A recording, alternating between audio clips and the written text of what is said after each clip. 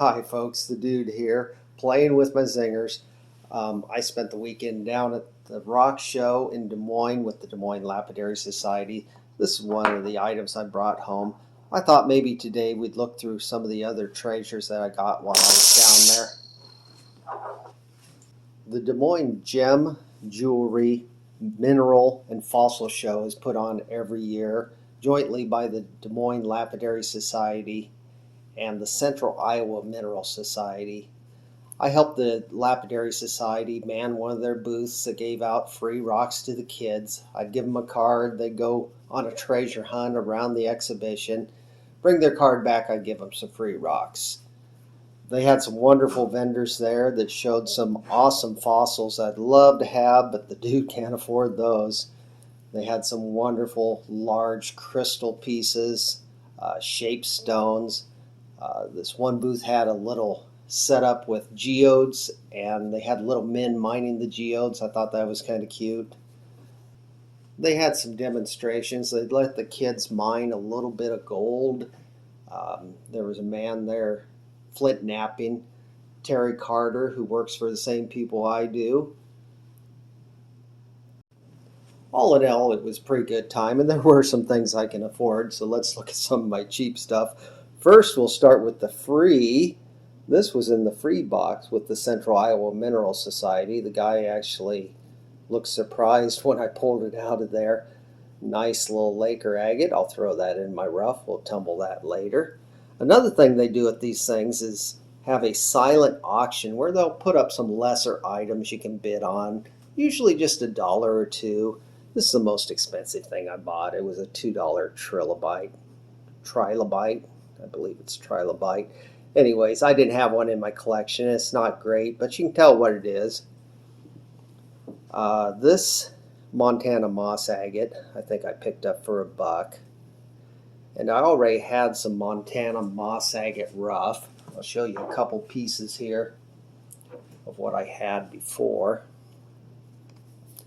So someday we'll get to cutting this up. I probably have, I don't know, 5 or 6 pounds of this, and we'll tumble that later. I picked up this rock. It had a really old tag on it. It's kind of a mystery because I could hardly read the tag, but it's actually selwynite, and I was hoping I could tumble it. It's got a nice green color. I think it's actually too soft. It's kind of related to malachite, I believe, but it'll make a nice little specimen for me. I picked up a few shark teeth. You don't find shark teeth here in Iowa. You find a lot of fossils, not too much tumbling stuff, but not shark teeth. I think the ocean that was here is a little older than that. We had a little more primitive life forms. Crinoid stems are pretty common. I picked up some of those. I'd gone up to, we have a fossil park here where they encourage you to take home little fossils. And some of them not too bad. I like the whole clams like that. They got little snaily things. I don't know if they're actually snails. There's some horn corals. I guess I don't have any horn corals here. And the crinoid stems that I picked up there at the park were mostly small pieces like this. So I was happy to add, for $1 again, a few larger pieces of crinoid stem. There's a little cluster. That's kind of cool. Anyways, they'll go in my collection. We did pick up a couple shaped rocks. We'll look at those. I bought a couple lapis points for the dudette to add to her growing lapis collection. These do fluoresce under a black light. I think I've shown some of her pieces before. This is very similar to sodalite, but lapis will have little flecks of, I don't know if you can see that, little flecks of pyrite in it. That's the easiest way for me to tell the difference.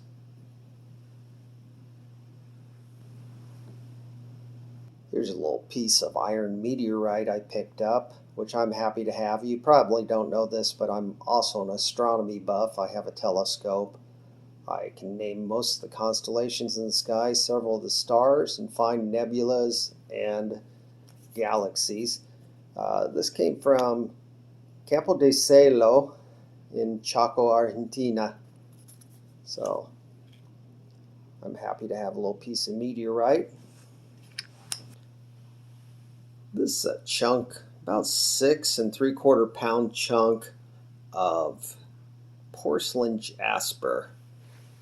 And I think I'll probably tumble it. Who knows? I might end up taking up cab making, try to make a cab out of some of this. I'll probably tumble most of it. But it's got some nice pinks, whites, grays. Should tumble well anyways. This is about 3 pounds of what was being sold as leopard rhyolite, which I believe is the same as leopard jasper. It should polish up well. It may be just a little bit soft, like a 6 on the Mohs scale. But it's nice to go to a show and look at your own rough and pick out pieces that you like. So I picked out ones that had a lot of nice variety, a lot of nice color, very few fractures. These should be fun. And when I pick out rough, I try to get, about 2 barrels worth. I have a 3-pound barrel here.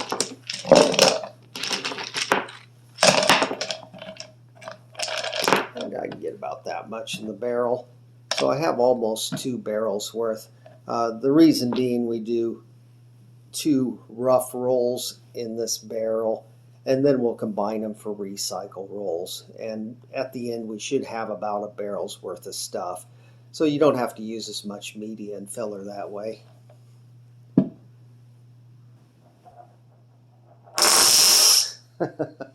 That's all I have for you today, folks. So until next time, be happy, be kind, make your home a safe place. Bye, everyone.